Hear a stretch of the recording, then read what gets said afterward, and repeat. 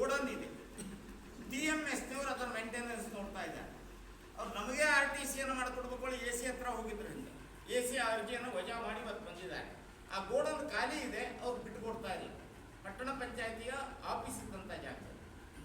ಜೊತೆಗೆ ಇಲ್ಲಿ ನೋಡಿದ್ರೆ ಉರ್ದು ಶಾಲೆಯನ್ನು ಇಟ್ಕೊಂಡು ಅದನ್ನು ಬಿಡಿಸದೇ ಇದ್ದಾಗೆ ಒಂದು ಪ್ರಯತ್ನವನ್ನು ಮಾಡ್ತಾ ಇದ್ದಾರೆ. ಯಾಕಂದರೆ ಹಿಂದಿನಿಂದನೂ ಉರ್ದು ಶಾಲೆ ಭಾಳ ವರ್ಷ ಆಗ್ತಿದ್ದು, ಅಲ್ಲಿ ತಡೆಗೋಡೆ ಆಗಬೇಕು, ಮತ್ತೊಂದು ಆಗಬೇಕು, ಇನ್ನು ಅವ್ರಿಗೆ ಶೌಚಾಲಯ ಆಗಬೇಕು, ಅಂಗವಿಕಲರಿಗೆ ಹತ್ತಿ ಹೋಗ್ಲಿಕ್ಕೆ ಗ್ರ್ಯಾಂಟ್ ಮಾಡಬೇಕು. ಹೇಳಿ ಆ ಟೋಟಲ್ 1 ಎಕರೆ ಜಾಗವನ್ನು ಅವರು ಕಬಳಿಸುವಂಥ ಪ್ರಯತ್ನವನ್ನು ಮಾಡಲಿಕ್ಕೆ ನಮ್ಮ ಅಧಿಕಾರಿಗಳು ಸಹಕಾರವನ್ನು ಕೊಡ್ತಾ ಇದ್ದಾರೆ. ಇದಕ್ಕೆಲ್ಲ ಜೊತೆಯಲ್ಲಿ ನಾವು ಈಗಾಗಲೇ ಸಮಾಜ ಮಂದಿರದ್ದು ಹೈಕೋರ್ಟ್ನಲ್ಲಿ ಇದೇ ಕೇಸ್.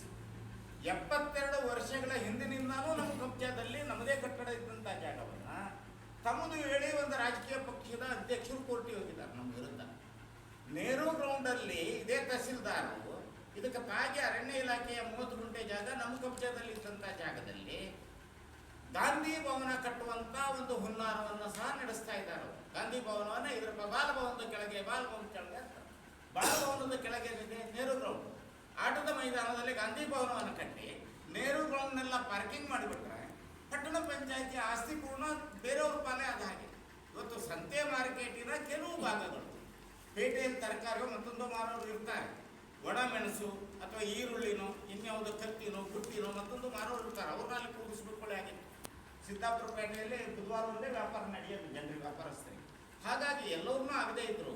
ನಾವು ಬಸವಣ್ಣ ದೇವಸ್ಥಾನ, ಬೆಳಕಾಪಟ್ಟಣ ಅಂಗಡಿ ತುದಿಯಿಂದ ಹಿಡಿದು ಭಗತ್ ಸಿಂಗ್ ಸರ್ಕಲ್ಲು, ಮಸೀದಿವರೆಗೂ ಎಲ್ಲ ಕಡೆಗೂ ಜನ ಕೂಡಿರೋದನ್ನು ನಾವು ನೋಡ್ತಾ ಇದ್ದೀವಿ. ಬಸ್ ಸ್ಟ್ಯಾಂಡ್ ಅವರೆಲ್ಲವರಿಗೂ ತರಕಾರಿ ಮಾರ್ಕೆಟಿನ ಜಾಗ ಇವತ್ತು ಸಾಲ್ತಾ ಇಲ್ಲ. ನಮ್ಮ ಸಂತೆ ಮಾರ್ಕೆಟಿನ ಜಾಗವನ್ನು ನಮ್ಮ ಅಧಿಕಾರಿಗಳು, ಯಾರು ಆಡಳಿತ ಮಂಡಳಿ ಇದ್ದೇ ಇದ್ದಂಥ ಸಂದರ್ಭದಲ್ಲಿ ಅಧಿಕಾರಿಗಳಿಗೆ ನಾವು ಈಗಾಗಲೇ ತಹಸೀಲ್ದಾರು, ಚೀಫ್ ಆಫೀಸರ್, ತಹಸೀಲ್ದಾರ ಬರೇ ತಹಸೀಲ್ದಾರ್ ಅಲ್ಲ, ಪಟ್ಟಣ ಪಂಚಾಯಿತಿಯ ಬಾಡಿ ಇಲ್ಲದೆ ಇರೋದಕ್ಕೆ ಅವರು ಇವತ್ತು ಆಡಳಿತಾಧಿಕಾರಿಗೆ, ಚೀಫ್ ಆಫೀಸರಿಗೆ, ZPA AEE ಮತ್ತು EE ಈ 4 ಜನಿಗೂ ಲೀಗಲ್ ನೋಟಿಸನ್ನು ಸಹ ನಾವು ಕೊಟ್ಟಿವಿ, ಮನವಿಯನ್ನು ಕೊಟ್ಟಿದ್ದೇವೆ. ಏನೇ ಕೊಟ್ಟರು ಸಹ ಬೇರೆಯವರ ಒತ್ತಡಕ್ಕೆ ಮಣಿದು ಅವರು ಅಲ್ಲೇ ತಡೆಗೋಡೆಯನ್ನು ನಿರ್ಮಾಣ ಮಾಡಬೇಕು ಅನ್ನುವಂಥ ವಿಚಾರವನ್ನು ಮಾಡ್ತಾ ಇದ್ದಾರೆ. ಈ ಎಲ್ಲ ವಿಚಾರವನ್ನು ಮನಗಂಡ ನಂತರದಲ್ಲಿ ನಾವು ಮಾನ್ಯ ಶಾಸಕರಾದಂಥ ಭೀಮಣ್ಣ ನಾಯ್ಕರಿಗೆ ಒಂದು 5 ಜನ ಪ್ರಮುಖರು ಸೇರಿ, ನಾನು, ರವಿ ನಾಯ್ಕರು, ವಿನಯ್ ಹೊನ್ನೆಗುಂಡಿ ಮತ್ತು ಸುಧೀರ್ ನಾಯ್ಕರು, ನಾಗರಾಜ್ ನಾಯ್ಕ ಬೇಡ್ಕರ್, ಈ 5 ಜನ ಸೇರಿ ಅವ್ರ ಮನೆಗೆ ಹೋಗಿ ಅವರಿಗೆ ವಿಷಯವನ್ನು ಮನವರಿಕೆ ಮಾಡಿ, ಉರ್ದು ಶಾಲೆ ಎಲ್ಲಿವರೆಗೆ ಅದು ಈಗಿರುತ್ತೈತೋ ಹೊಸ ಕಟ್ಟಡವನ್ನು ಕಟ್ಟಲಿಕ್ಕೆ ಕೊಡೋಲ್ಲ, ಇದ್ದಿದ್ದು ಇರ್ಲಿಕ್ಕೆ ಕಟ್ಟಿಲ್ಲ, ಬೇರೆ ಸ್ಥಳವನ್ನು ನಾವು ತೋರಿಸಿದ್ವಿ, ಅವರು ಒಪ್ಕೊಂಡಂಥ ಸ್ಥಳ ಇದೆ, ಅಲ್ಲೇ ಉರ್ದು ಶಾಲೆಗೆ ಹೊಸದಾಗಿ ಹಾಕಿದಂಥ ಹಣವನ್ನು ಹಾಕಿ ಅನ್ನುವಂಥ ಮನವಿಯನ್ನು ಸಹ ಮಾಡಿದ್ವಿ. ಅಡ್ಡಿಲ್ಲ, ಬುಧವಾರ ದಿನ ನಾವು ಬಂದಾಗ ನಿಮ್ಮನ್ನು ಅವ್ರನ್ನೆಲ್ಲ ಇಟ್ಟುಕೊಂಡು ಅದನ್ನು ಒಂದು ಪರಿಹಾರವನ್ನು ಕಂಡುಹಿಡಿಯೋಣ ಅನ್ನುವಂಥ ವಿಚಾರವನ್ನು ಹೇಳಿದ್ವಿ. ಮೊನ್ನೆ ಬುಧವಾರ ದಿವಸ ಅವರು ಸಿದ್ದಾಪುರ ಮಧ್ಯಾಹ್ನ ಬಂದರೂ ಸಹ ಈ ವಿಷಯವನ್ನು ಚರ್ಚೆಯನ್ನು ಅವರು ಮಾಡೇ ಇಲ್ಲ. ಯಾರ ಜೊತೆ, ಅಧಿಕಾರಿಗಳ ಜೊತೆಯಲ್ಲಿರ್ಬೋದು, ಯಾರ ಜೊತೆಯಲ್ಲಿ ಚರ್ಚೆಯನ್ನು ಮಾಡಿಲ್ಲ.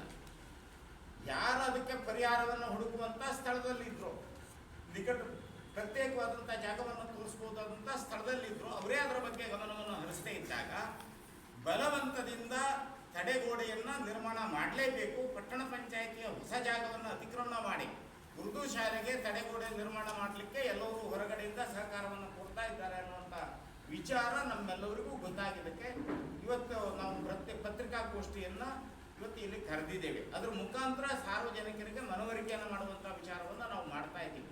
ಉದ್ದೇಶ ಇಷ್ಟೇ, ಸಂತೆ ನಡೆದರೆ ಪಟ್ಟಣ ಪಂಚಾಯತ್ ವ್ಯಾಪ್ತಿಯವರಿಗೆ ಮಾತ್ರ ಅಲ್ಲ, ಇದು ಇಡೀ ತಾಲೂಕಿನ ಸಂತೆ ಪ್ರಮುಖವಾದಂಥ ಜಾಗ.